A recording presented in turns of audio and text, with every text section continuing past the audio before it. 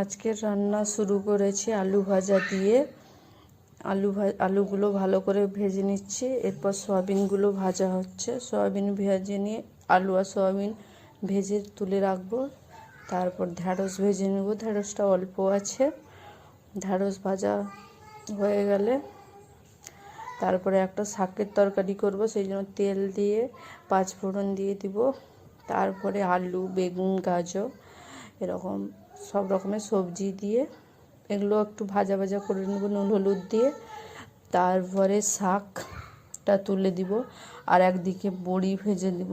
নিরামিষ, তাই জন্য বড়িটা দিলে একটু টেস্ট লাগবে, সেই জন্য বড়ি ভাজছি। এবার সে ঢ্যাঁড়স ভাজাও কমপ্লিট হয়ে এসছে। এবার বড়িগুলো ভেজে নিব শাকে দেওয়ার জন্য। শাকটাও ধুয়ে দিয়ে দিব, কেটে ধোয়া হয়ে গেছে আলু বেগুনের সাথে করে নিয়ে।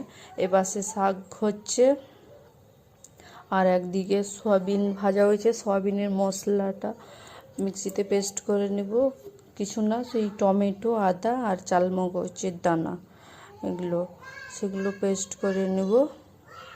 টমেটো, আদা আর চালমগজ দিয়েছে একটু গ্রেভি করার জন্য।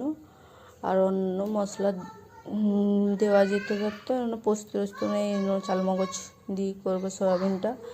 এবার সে মশলা কষা হচ্ছে, কষে নিব। সেখানে শাক হয়ে গেছে, শাক হয়ে যাওয়ার পর মশলা এপাশে শাক কমপ্লিট, শাকের ঘন্ট। এবার সয়াবিন মশলার সাথে আলু সয়াবিনটা কষিয়ে নিয়ে এবার জল ঢেলে ফুটিয়ে নিলে সয়াবিন ঝোল রেডি।